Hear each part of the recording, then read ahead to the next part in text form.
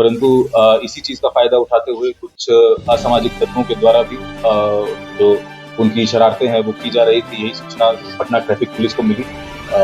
इसी के तहत एक सघन वाहन चेकिंग अभियान मरीन ड्राइव, अटल पथ और बेली रोड पर चलाया गया, जिसके अंदर हमारा मुख्य टारगेट था कि जो वीआईपी लाइट्स, हूटर्स, डोम लाइट्स, काले शीशे लगा करके जो लोग ट्रैफिक नियमों का उल्लंघन कर रहे हैं, उन लोगों को हमने टारगेट किया। इसी के तहत 50 गाड़ियों के ऊपर कार्रवाई करते हुए उन सब लोगों के ऊपर शमन की कार्रवाई की गई। साथ ही साथ जो यातायात के नियमों का उनके द्वारा उल्लंघन किया जा रहा था, उनकी लाइट्स तथा उनके जो सरकारी नेम प्लेट का दुरुपयोग किया जा रहा था, उनको खुलवाया गया और शमन की कार्रवाई की। इसी में साथ ही साथ 6 ऐसे लोग भी मिले जो कि नशे की हालत में थे। 6 लोगों के ऊपर एफआईआर की गई है, जिसमें से 3 लोग जो थे उनके ऊपर ड्रंक एंड ड्राइविंग की एफआईआर की गई है। उन सब लोगों की एफआईआर जो है वो दीघा थाने में हुई है। वे लोग पटना, कुछ लोग उसमें से पटना के थे, कुछ लोग बाहर जिले से यहाँ पे क्रिसमस के समय पे आए हुए थे। Total integrated command control centre तथा एचएचडी मशीन्स के द्वारा 2400 वाहनों के ऊपर लगभग 28 लाख का शमन की कार्रवाई कल एक दिन में क्रिसमस के दिन की गई राजधानी पटना शहर में। ये जो देखा जा रहा है कि बिहार सरकार का लोगो लगा करके ये लोग कौन थे? ये लोग फर्जी थे या फिर ये तो देखिए, इसके अंदर फर्जी और ऑथेंटिक वाली चीज नहीं है। इसके अंदर ये है कि आप निजी वाहन के ऊपर इस तरीके का किसी भी प्रकार का नेम प्लेट नहीं लगा। उसका प्रचलन काफी ज्यादा है, उसी को हम डीमोटिवेट करने के लिए ये अभियान लगातार चला रहे हैं। अगर आपकी सरकारी गाड़ी है और आपको सरकार के द्वारा नियमित रूप से आपको लगाने का परमिशन मिला हुआ है तो वो सही है, लेकिन निजी गाड़ी पे लगाने का किसी को भी परमिशन नहीं। काफी लोग सर लगा करके घूमते हैं, पुलिस का स्टिकर, कई पुलिस का स्टिकर लगा के उन लोगों पर क्या अब ट्रैफिक पुलिस कार्रवाई करेगी? लगातार कर रही है क्या अभियान इस तरह से? नहीं, बिल्कुल ये अभियान लगातार हमारा चलता रहेगा। साथ ही साथ हम ये भी बताना चाहेंगे कि इसके अंदर एफआईआर का प्रावधान भी है। जो आईपीसी पुराना सेक्शन 419 होता था, उसके अंदर इम्पर्सनेशन का प्रावधान है कि यदि आपकी गाड़ी के ऊपर पुलिस का या कोई भी इस तरीके का बिहार सरकार का, भारत सरकार का कुछ भी नेम प्लेट लगा हुआ है और आप सरकारी आदमी नहीं है और आप किसी दूसरे आदमी को उसमें गाड़ी में बिठा करके चला रहे हैं, तो भी वो उसके अंदर एक क्रिमिनल केस आपके ऊपर बनता है। जो ये सब हमने खुलवाए हैं, इसके अंदर हमने पहले ये वेरीफाई किया है कि जो गाड़ी है कम से कम वो किसी सरकारी आदमी की हो या फिर पुलिस वाले की हो, लेकिन उसके बाद भी क्योंकि वो निजी सरकारी गाड़ी है तो उसके ऊपर ये लगाना आपको अलाउड नहीं है, इसलिए उनके ऊपर हमने शमन किया।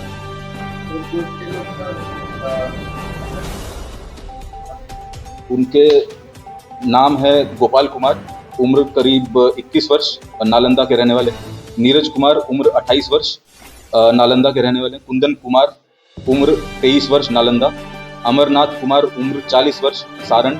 प्रीतम कुमार, उम्र 50 वर्ष, पटना। अनिल कुमार, उम्र 36 वर्ष, जिला सारण। गिरफ्तारी तो हमारे वाहन चेकिंग अभियान के समय पे हुई थी, लेकिन क्योंकि पटना ट्रैफिक पुलिस को केवल रोड एक्सीडेंट के केस करने के लिए ही अनुमति है, तो हमने जो संबंधित थाना था उसके अंदर उनको फॉरवर्ड किया, वहाँ पे उनको करें। लगातार मेरी ड्राइव पर और अटल पथ खाती से सभी जगह जो है लगातार बाइकर्स के बावजूद भी बात मचाते हैं और घटना को अंजाम दे देते हैं। कहीं किसी का एक्सीडेंट कर, निर्दोष लोग जो है एक्सीडेंट में मारे जाते हैं। इसको लेकर के क्या पटना इस तरह से आगे कार्रवाई? देखिए, लगातार अभियान हमारे द्वारा चलाया जाता है। इंटरसेप्टर व्हीकल्स जो है वो भी हमारे जो मुख्य स्थल है वहाँ पे लगे रहते हैं। ओवर स्पीडिंग का चालान भी हम लगातार करा रहे हैं। साथ ही साथ पिछले एक हफ्ते के अंदर 5 बाइकर्स के ऊपर एफआईआर भी हुई है, उनकी बाइक भी जब्त की गई। तो धीरे धीरे आशा करते हैं कि जैसे जैसे लोगों को रूल्स, रेगुलेशंस और यातायात नियमों के बारे में पता चलेगा तो बाइकर्स भी उसी तरीके से उसको फॉलो करने लगेंगे। यही हमारी जाम से निजात दिलाने के लिए क्या तैयारी नहीं रहने के लिए? देखिए, नए साल के ऊपर एक अलग से ट्रैफिक प्लान पूरा बनाया जाएगा, क्योंकि काफ़ी सारे कमर्शियल एरियाज जो है पटना शहर के अंदर वो नए जुड़े हैं। जैसा क्रिसमस के समय पे भी कल आपने देखा होगा कि मुख्य चर्चों के आसपास और गांधी मैदान के आसपास इतनी भीड़-भाड़ नहीं थी, लेकिन मॉल्स के अंदर, कमर्शियल कॉम्प्लेक्सेस में जहाँ पे नए कैफेज खुले हैं, नए बाजार खुले हैं, वहाँ पे ज़्यादा। तो उसी को मद्देनजर रखते हुए 1 जनवरी को जो ट्रैफिक प्लान बनाया जाएगा वो भी आप लोगों को 2 दिन पहले उसके बारे में बता दें। अमूमन जो जाम लग रहा है उससे लड़ने के लिए क्या? देखिए, लगातार हमारी उसके अंदर यही प्रयास है कि जो हमारी मैन पावर है वो अच्छे से मैनेज हो, हम चोक पॉइंट्स को आइडेंटिफाई कर पाएँ। दूसरे डिपार्टमेंट्स के साथ में हमारा लगातार जो समन्वय है वो स्थापित हम लोग कर रहे हैं। रूपसपुर पुल के ऊपर जो अवैध ऑटो स्टैंड बन जाता था, उसको भी हमने आरसीबी की मदद से जो पुल है उसको बंद करवा दिया गया है, तो वहाँ पे ऑटो स्टैंड की जो समस्या है वो ऑटोमेटिकली खत्म हो गई है। अगले हफ्ते में आशा करते हैं कि जो जीपीओ फ्लाईओवर है वहाँ पे भी अवैध ऑटो स्टैंड उनके ऑटो चलाने वालों के द्वारा बनाया गया है, उसको भी हम ग्रिल के और गेट की मदद से उसको बंद करवा रहे हैं, तो वहाँ पे भी ऑटो स्टैंड की समस्या खत्म हो जाएगी। तो धीरे धीरे करके, क्योंकि इसके अंदर मल्टीपल डिपार्टमेंट्स इन्वॉल्व है, आरसीटी है, नगर निगम है, सिविल डिपार्टमेंट है, इंजीनियरिंग डिपार्टमेंट है, तो सब लोगों के साथ समन्वय स्थापित करते हुए हम अपनी प्रॉब्लम्स उनको बताते हैं और जितना वो लोग मदद हमें कर पाते हैं उस हिसाब से कार्रवाई हम लोग। लोकल संरक्षण हमेशा याद रहता है। लोकल थाने क्या ट्रैफिक पुलिस को मदद करती है, ये आज भी नहीं सिखा। हाँ नहीं, इसके अंदर भी ऐसी कोई लोकल थाना, ट्रैफिक पुलिस, सब लोग जो पटना वासी हैं उनकी सुविधा बढ़ाने के लिए, तो ऐसी बात नहीं है कि लोकल थाने से हमारी कोई मदद नहीं है।